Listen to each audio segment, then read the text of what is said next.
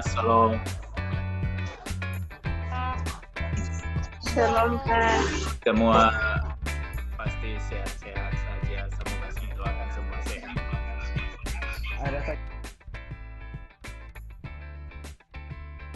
Indonesia ini dalam keadaan darurat narkoba. Kenapa dikatakan Indonesia darurat narkoba? Berdasarkan data saja. Ini berdasarkan data yang dilakukan penelitian oleh BNN bersama dengan Fakultas Kedokteran Universitas Indonesia, dan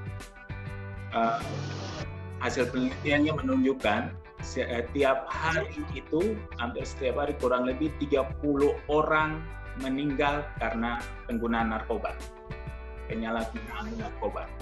Dan yang menjadi korban penyalahgunaan narkoba atau sebagai pengguna narkoba itu di Indonesia berdasarkan penelitian itu sudah mencapai 3,4 juta orang yang menggunakan narkoba.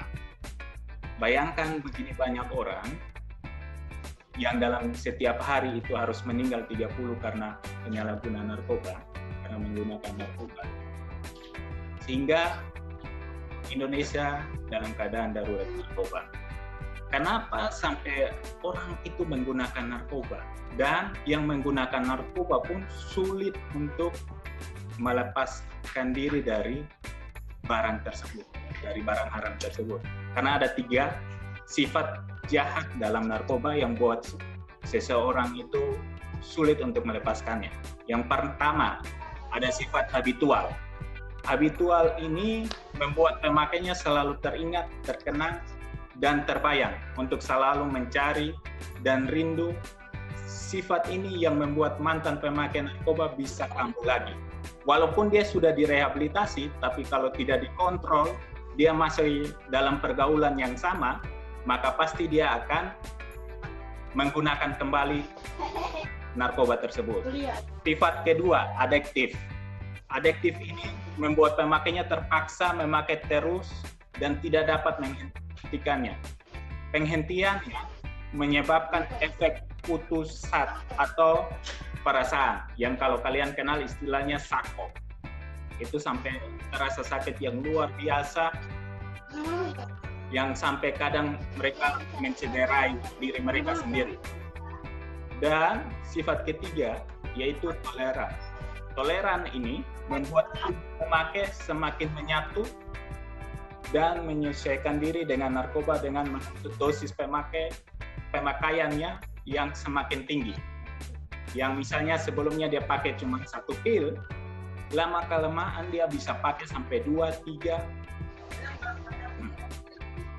Jadi 3 sifat ini yang membuat seorang pengguna atau pemakai itu sulit untuk terjerumus. Jadi kalau kalian sampai sekali coba pakai, maka akan menjadi kecanduan dengan barang ini. Sulit untuk ditinggalkan apabila tidak direhabilitasi. Kalau tidak direhabilitasi, kemungkinan kalian itu bisa overdosis dan meninggal. Kalau tidak meninggal, kemungkinan besar saraf otak kalian akan terganggu dan kalian bisa sampai gila karena narkoba. Bahaya narkobanya di situ. Yang berikut, saya sampaikan ini tips terhindar dari penyalahgunaan narkoba buat kalian anak muda sebagai generasi penerus bangsa, apalagi kalian sebagai mahasiswa yang masih mempunyai masa depan.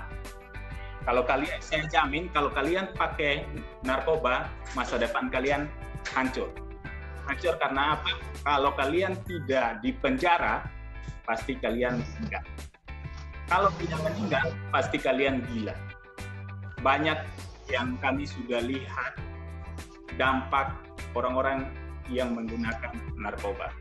Tips yang pertama, agar terhindar dari penyalahgunaan narkoba, tingkatkan iman dan takwa kepada Tuhan Yang Maha Esa. Nyalakan dengan kepercayaannya masing-masing, lebih dekat dengan Tuhan, sehingga Tuhan memberikan kekuatan, iman yang kuat supaya jangan sampai terjerumus. Kedua, siapkan diri dan mental untuk menolak apabila ditawari narkotika. Ketiga, hati-hati dalam memilih teman bergaul. Kalau memang dia sudah sebagai pengguna, kalau kalian imannya tidak kuat atau kalian tidak mampu menolak segala ajakannya, sebaiknya kalian tinggalkan teman seperti itu.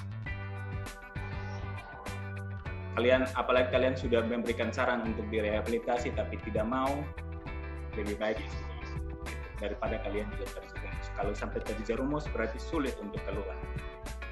Keempat, belajar berkata tidak apabila ditawari dengan alasan yang tepat. Kalau tidak mampu, segera tinggalkan tempat itu.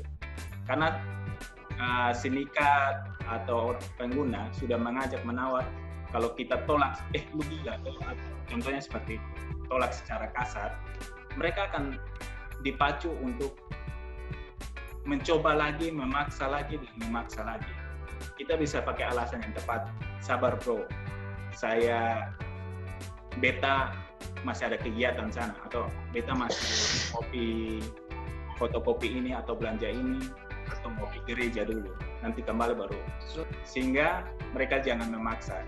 Kalian kalau sudah misalnya alasan pergi ke belanja atau ke toko nanti baru kembali, ya tidak usah kembali lagi. Intinya alasannya menolak secara halus.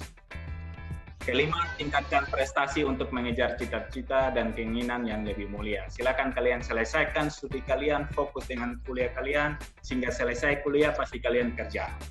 Kerja apapun pasti bisa. Kalau kalian sudah punya pendidikan yang lebih baik sampai S1, pasti peluang kerjanya lebih banyak. Peluang kerjanya lebih banyak. Dan yang keenam, yang terakhir, mengisi waktu luang dengan melakukan kegiatan-kegiatan yang positif. Sesuai minat bakat kalian, kayak mau fotografer, silakan foto. Jadi kembangkan itu tanpa harus narkoba. Jadi, dan himbauan yang terakhir, saya sampaikan, kita dalam masa-masa seperti ini, pandemik COVID-19, virus corona, yang saya sampaikan kepada kalian, tetap jaga kesehatan. Ikuti anjuran pemerintah, kalau tidak ada kepentingan di luar, mending di rumah, fokus dengan kuliahnya, kalau ada tugas, fokus dengan kuliahnya, kalau tidak ada kepentingan di luar. Kalaupun sampai keluar, gunakan anjuran masker, gitu. Keluar masuk rumah, rajin cuci tangan, itu saja. Tetap jaga imunitas tubuh, tanpa harus menggunakan obat. Jaga imunitas tubuh dengan apa? Istirahat yang cukup, makan tepat waktu dan bergizi, kalau bisa minum vitamin C, dan juga istirahat yang cukup. Itu saja dari saya. Terima kasih buat semuanya yang mau bersabar untuk mendengar himbauan dari saya, sedikit informasi dari saya, dan saya yang sampaikan, hidup sehat tanpa narkoba, stop narkoba. Terima kasih buat semua. Oke. Terima kasih Pak. Terima kasih Pak. Terima kasih saya. Terima kasih Pak. Oke, ini kesehatan semua. Tuhan berkati. Salam Pak. Salam Pak. Salam. Salam. Salam.